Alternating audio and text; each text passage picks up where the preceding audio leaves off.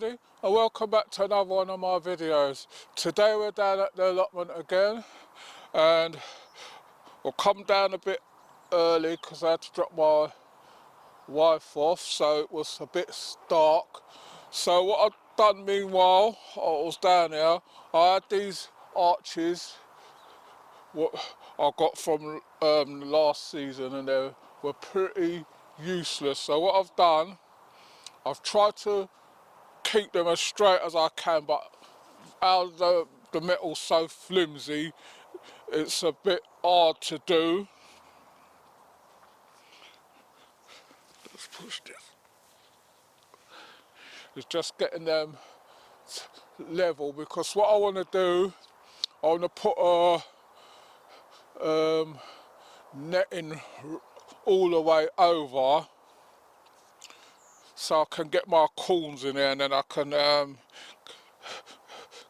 clamp the netting or whatever to, if I use I've got the fine mesh, or I can use the netting, and I want to cover the whole thing over, so that what happened last year, yeah, if it's the birds or squirrels or whatever, they can't get in, because that's, although you see that flimsing around, I've got the choice of either, let's see,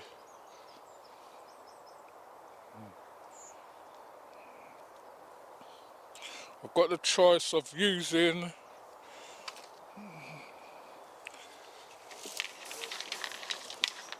I can either use the bamboo and like put that across like so, just to give it more stability, or I've got the choice, I've got some water pipe here, got this water pipe here what I can cut and put it just strap that onto either there or there, just so I can get the netting over the side so it goes down straight. I think I might end up using this, because it's just sitting around doing nothing, so I might end up using this. Just get that straight across and cut it to the length. I haven't got my saw, well, might have the saw with me, but I'm going to need some cable ties or something to do it. So that's just to stop the whatever. Last year I planted all my corn in that bed, then everything just got eaten. So if you like our videos, please remember to like, share, subscribe, tell a friend to tell another friend. If you want to leave a comment, you can leave a comment in the comment section, we will get back to you on them. So I don't know if I can get something like this.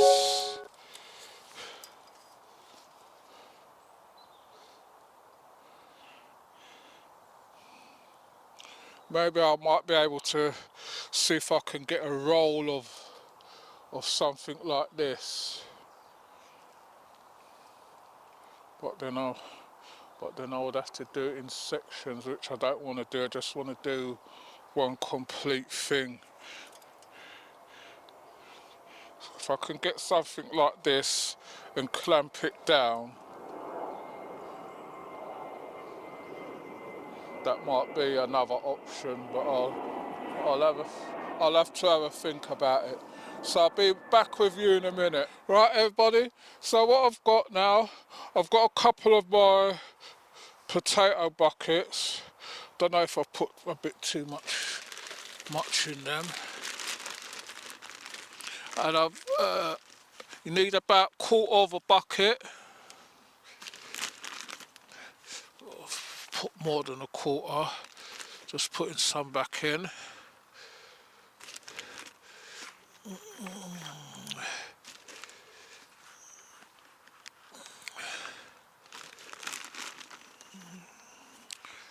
so that'll do. Take some out of here as well.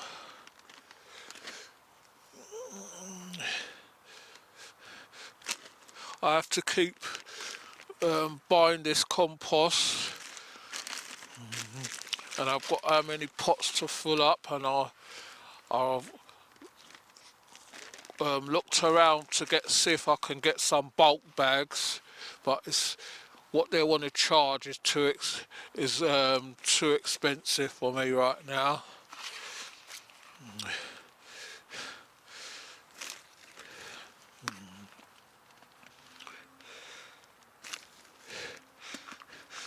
They want £160 for 2 bags delivered, and by the time I finish, I most probably end up needing about to fill up all these pots. Most probably take 2 bags, and then I'm gonna need most probably another bag for that bed up there, or maybe a bit more, because I've got to fill it up and then let it sink down again and then top it up again.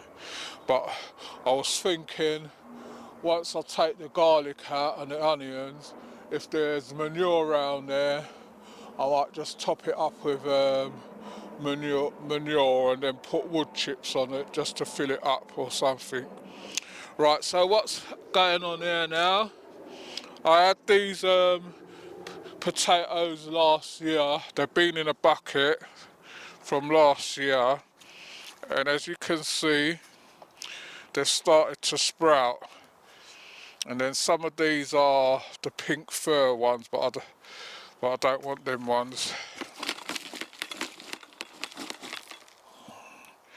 You can see they're they're chitted by themselves, but these look like mostly the pink fir ones, which is not what I wanted.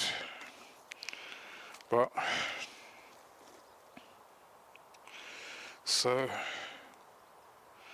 some of them are rotted, or were rotting in, because they've just been sitting there for all that long, piled up on top of each other. So I'm going to see if I can get some out of here.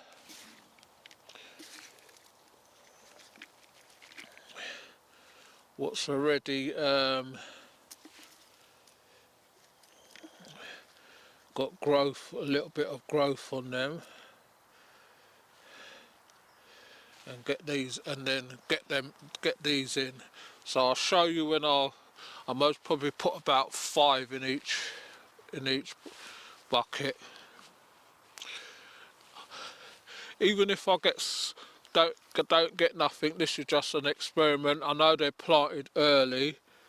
Sometimes you've got to do things a bit different just to see how you get on.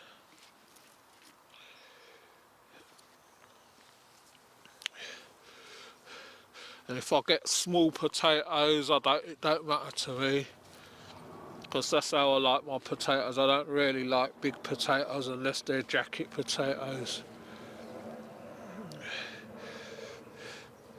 So I've got four in there. Right, put 5. Let's put 5. Put 1 in the middle there. Right.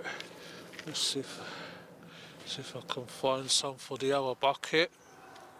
Then I'll be back with you in a minute. Right, everybody. So I've put 5 potatoes in them. I'm not sure what variety. I recognise one is a pink fir, which is these torpedo shaped ones are the pink fir potatoes.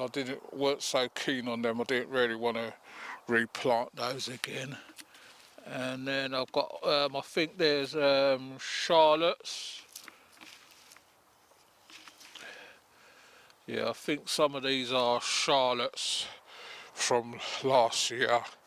So I'm gonna just cover these